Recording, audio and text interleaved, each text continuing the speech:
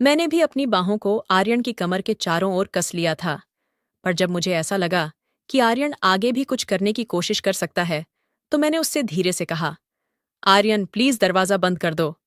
मेरी बात सुनकर आर्यन हंसते हुए बोला, इस समय यहां कौन आएगा? मैंने धीरे से मुस्कुराते हुए कहा, फिर भी तुम दरवाजा बंद कर लो ना प्लीज। आर्यन ने मुझे छोड़ा और दरवाजा बंद करने चला गया। वापस आकर उसने फिर से मुझे अपने पास खींच लिया और जैसे वो मुझे अपनी बाहों में भरने लगा तो मैंने धीरे से कहा, आर्यन लाइट भी बंद कर लो प्लीज। और फिर हेलो दोस्तों, आज की इस रोमांचक कहानी में आप सभी का स्वागत है। काफी देर एक दूसरे में समाये रहने के बाद जब सब कुछ हो गया तो मैंने तुरंत ही आर्यन को पीछे हटने के लिए कहा। मेरा दिल जोरों से धड़क रहा था और मेरी सांसें भी बेकाबू होती जा रही थीं। मैंने जैसे तैसे खुद को संभाला और आर्यन को मेरे कमरे से बाहर जाने के लिए कहा। वह बिना कुछ कहे सर झुकाकर मेरे कमरे से बाहर चला गया। उसके जाते ही मैं कांपते हुए अपने बिस्तर से उठी और बाथरूम की तरफ चली गई। मेरा मन उलझनों से भर चुका था। मैं यही सोच रही थी कि एक शादीशुदा औरत होते हुए भी मैंने ये क्या कर दिया।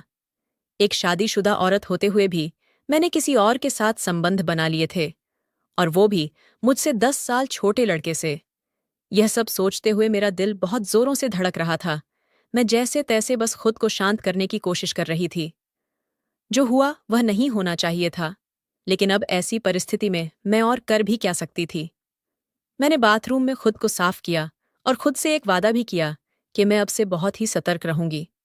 नहाने के बाद मैंने अपनी साड़ी पहनी, अपने बालों को ठीक किया और अपने बिस्तर पर जाकर लेट गई। पूरे दिन की थकान और उलझनों ने मुझे इस कदर थका दिया था कि मैं कब सो गई मुझे पता ही नहीं चला। रात के करीब 12 बजे हमारे मैनेडोर की घंटी बजी। मैं हड़बड़ाकर उठी और घड़ी की तरफ देखा तो घड़ी में 12 बज रहे थे। मैं जल्दी से दरवाजे की ओर बढ़ी और दरवाजा खोलते ही मैंने देखा कि सामने भावना खड़ी है और उसके साथ उसका छोटा बेटा चिराग भी है, जो लगभग 10 साल का था। भावना दीदी हमारी पड़ोसन है, जिसे हमारे घरेलू संबंध हैं। मैंने हड़बड़ाकर पूछा, भावना दीदी, आप इतनी रात को यहाँ क्या कर रही हो?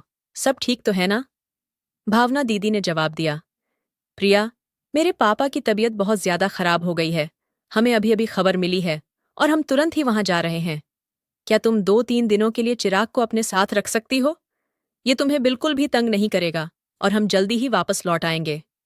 मैंने तुरंत कहा, कोई बात नहीं दीदी, यह भी तो आपका ही घर है।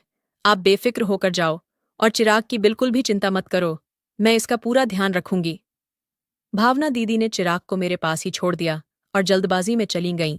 मैंने दरवाजा बंद कर लिया और चिराग को लेकर अंदर आ गई। मैंने चिराग के लिए टीवी ऑन कर दिया और उससे पूछा, चिराग क्या तुमने खाना खाया है? वो बोला, नहीं आंटी, अभी नहीं खाया है। मैंने मुस्कुराते हुए कहा, अच्छा तुम तब तक टीवी देखो, मैं अभी तुम्हारे लिए खाना लेकर आती हूँ। मैंने खाना गरम करके टेबल पर रख दिया और चिराग को खाना परोस दिया। चिराग खाना खाने लगा और मैं भी उसके पास वाली कुर्सी पर बैठ गई। आर्यन ने अभी तक खाना नहीं खाया था और मैं खुद उसे बुलाने नहीं जाना चाहती थी। मुझे पता था मैं उससे आंखें भी नहीं मिला पाऊंगी। मैं यही सोच रही थी कि जो कुछ भी हुआ उसमें किसकी गलती थी, मेरी गलती थी या फिर आर्यन की गलती थी। कुछ देर बाद मैंने आर्यन के कदमों की आहट सुनी और उसके कदमों की आहट सुनकर मैं अपने विचारों से बाहर आ गई। मैंने बिना उसकी ओर देखे उससे कहा, आर्यन तुम भी खाना खा लो, मैंने खाना गरम कर दिया है। वो मेरे बगल वाली कुर्सी पर ही बैठ गया और चुपचाप खाना खाने लगा। मैं भी खाना खा रही थी, लेकिन मेरी नजरें बार बार आर्यन की तरफ जा रही थीं। मैं यही सोचती रही कि एक शादीशुदा औरत होते हुए भी मैंने ये क्या कर दिया। आर्यन ने खाना खाते हुए मुझसे पूछा, ये बच्चा कौन है? मैंने बिना आंखें मिलाए उसे जवाब दिया, ये भावना दीदी का बेटा चिराग है। उनके पापा की तबीयत अचानक बहुत खराब हो गई है, इसलिए वो उनके पास गई हैं और चिराग को हमारे पास छोड़ गई हैं। इसके बाद हम दोनों के बीच कोई बात नहीं हुई और आर्यन खाना खाकर अपने कमरे में चला गया। मैंने सारे बर्तन उठाए और किचन में रख दिए, फिर चिराग को लेकर अपने कमरे में चली गई और दरवाज़ा अंदर से बंद कर लिया। मैंने चिराग को अपने साथ ही लिटा लिया, क्योंकि वो एक छोटा सा बच्चा ही तो है। अगर मैं उसको अलग लिटाती तो शायद रात में उसको डर लगने लगता। चिराग मेरे बेड पर ही लेटा था और जल्दी सो भी गया, लेकिन मैं जाग रही थी। शाम की थोड़ी देर की नींद के कारण अब मुझे नींद नहीं आ रही थी। आज का दिन मेरी जिंदगी में एक नया मोड़ ले आया था। मेरे दिल और दिमाग के बीच लड़ाई चल रही थी। दिल कह रहा था कि आज जो भी हुआ है वह सही हुआ है, जबकि दिमाग इसे गलत ठहरा रहा था। मेरा दिल तो यही भी कह रहा था कि एक शादीशुदा औरत होते हुए भी मैं एक अधूरी सी जिंदगी जी रही थी, और अगर किस्मत ने मेरे लिए कोई रास्ता खोला तो इसमें क्या बुराई है। मैं अपने इन्हीं ख्यालों में खोई हुई थी कि अचानक से मेरे कमरे के दरवाजे पर दस्तक हुई। घर में मेरे और चिराग के अलावा सिर्फ आर्यन ही था, तो इसका मतलब दस्तक देने वाला आर्यन ही हो सकता था। मेरा दिल फिर से तेजी से धड़कने लगा था। मैंने चुपचाप लेटे रहने की कोशिश की, लेकिन दस्तक फिर से हुई। मैं यही सोच रही थी कि कहीं चिराग जाग न जाए, और यही सोचकर मैंने धीरे से उठकर दरवाजा खोल दिया। सामने आर्यन को देखकर मैं थोड़ा सा चौंक गई और उससे पूछा, अब क्या है, तुम यहां क्यों आए हो? आर्यन ने धीमी आवाज में मुझसे पूछा, क्या मैं अंदर आ सकता हूं? मैंने कहा, नहीं, बिल्कुल भी नहीं, तुम जाओ यहां से। और इतना कहकर मैंने दरवाजा बंद कर दिया। मेरी सांसें तेज रही थीं और मेरे दिमाग में कई सवाल उठ रहे थे। मैं सोचने लगी कि ये अंदर क्यों आना चाहता है? क्या वो फिर से मेरे साथ कुछ गलत करना चाहता है? नहीं, ऐसा नहीं हो सकता। चिराग भी तो मेरे कमरे में है, और एक बार जो गलती मुझसे हो गई वो मैं दोबारा नहीं दोहराऊंगी। अब ऐसा कभी भी नहीं होगा। लेकिन तभी मेरे दिल के कोने से एक आवाज आई, तो क्या हुआ अगर ऐसा हो भी गया? आखिरकार सबकी जिंदगी में ऐसे मौके आते हैं। अब जब एक बार सब कुछ हो ही चुका है, तो अगर दोबारा भी हो जाए तो क्या फर्क पड़ जाएगा? पिछले कई सालों से तुमने अपने आप को रोक कर रखा है, और अब जब मौका मिला है तो इसे गंवाना ठीक नहीं है। जिंदगी ऐसे मौके बार बार नहीं देती। मैं बिस्तर पर बैठी इन्हीं ख्यालों में डूब चुकी थी कि अगर मौका मिला है तो क्या इसे छोड़ देना चाहिए? आर्यन तो अभी जवान है, उसकी जिंदगी में तो ऐसे मौके और भी आएंगे, लेकिन मेरे लिए मेरे पास तो बस यह एक ही मौका है। क्या मुझे अपनी जिंदगी जीने का हक नहीं है? मैं इन्हीं विचारों में उलझी हुई थी। मेरे दिल और दिमाग के बीच जंग हो रही थी। आखिरकार मेरे मन की आवाज ने मेरे दिल की आवाज पर जीत हासिल कर ली। मुझे आर्यन के प्रति अपने पिछले व्यवहार के बारे में सोचकर अफसोस सा होने लगा। मैंने उसे बहुत ही गुस्से से अपने कमरे से भगाया था, और इस बात का मुझे बहुत ही दुख हो रहा था। मैं मुस्कुराते हुए अपने बिस्तर से उठी और अलमारी में से एक आकर्षक लाल रंग का जोड़ा निकालकर पहनने का विचार किया, और फिर बाथरूम में जाकर कपड़े बदल दिए। कपड़े बदलने के बाद मैं अपने कमरे में आई, और कमरे में आकर मैंने अपना हल्का फुल्का सा मेकअप कर लिया। मैंने अपना लाल रंग वाला जोड़ा पहन लिया था और ऊंची हील वाली सैंडल भी पहन ली थी। मैं बहुत ही सुंदर लग रही थी, और मैं यह सोचकर मुस्कुरा रही थी कि अगर आर्यन मुझसे नाराज भी हो गया होगा तो वो मुझे इस तरह देखकर बहुत ही खुश हो जाएगा। मैंने देख लिया था कि चिराग गहरी नींद में सो रहा है। मैंने धीरे से अपने कमरे की लाइट बंद कर दी और दरवाजा बंद करके सीढ़ियों से ऊपर चली आई। मेरा दिल जोर जोर से धड़क रहा था। जब मैं ऊपर पहुंची तो मैंने देखा कि आर्यन के कमरे का दरवाजा खुला हुआ है और अंदर से हल्की हल्की रोशनी बाहर आ रही है। जब मैंने अंदर जाकर देखा तो आर्यन वहां नहीं था। तब तक मुझे पीछे से किसी के कदमों की आहट सुनाई दी। जब मैंने मुड़कर देखा तो वहां आर्यन खड़ा था।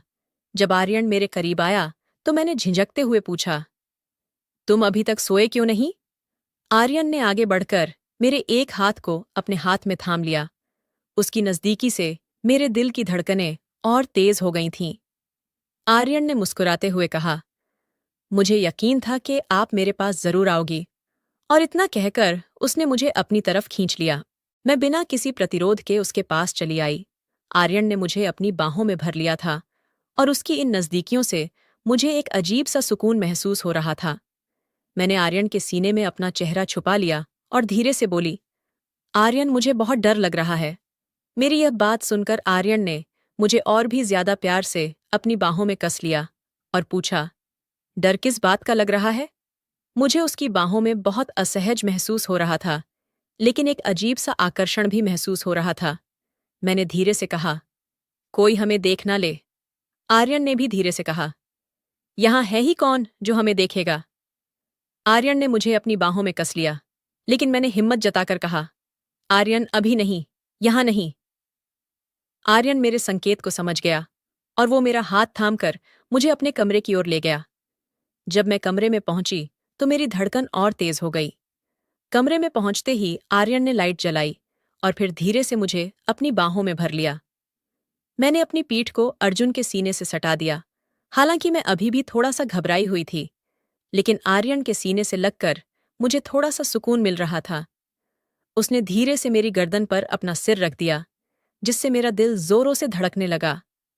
आर्यन ने अपनी प्यारी आवाज में कहा, आज तो आपका हुस्न कुछ खास ही लग रहा है। आर्यन के होंठ मेरी गर्दन पर और उसका एक हाथ धीरे धीरे मेरी कमर के आसपास घूम रहा था। उसकी इस नज़दीकी का एहसास मुझे पागल कर रहा था, लेकिन मैं खुद को काबू करने की कोशिश कर रही थी। मैंने यह सब पहले कभी भी महसूस नहीं किया था।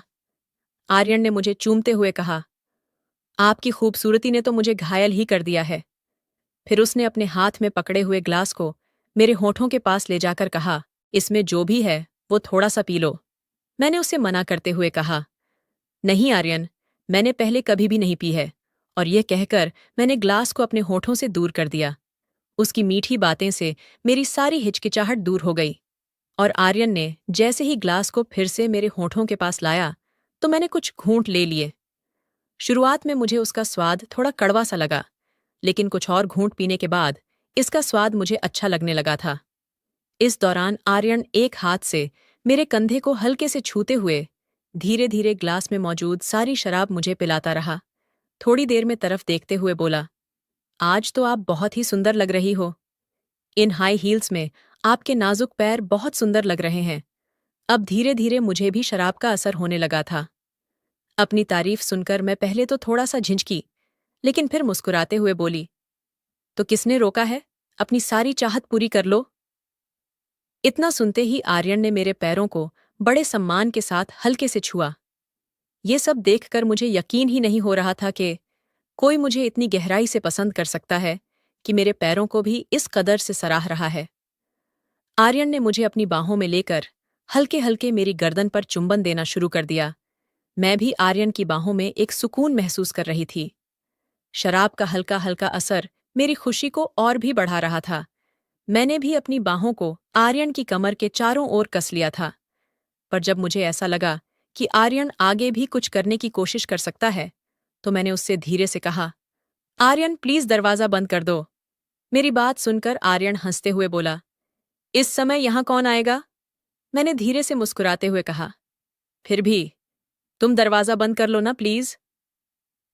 आर्यन ने मुझे छोड़ा और दरवाजा बंद करने चला गया। वापस आकर उसने फिर से मुझे अपने पास खींच लिया और जैसे वो मुझे अपनी बाहों में भरने लगा तो मैंने धीरे से कहा, आर्यन लाइट भी बंद कर लो प्लीज।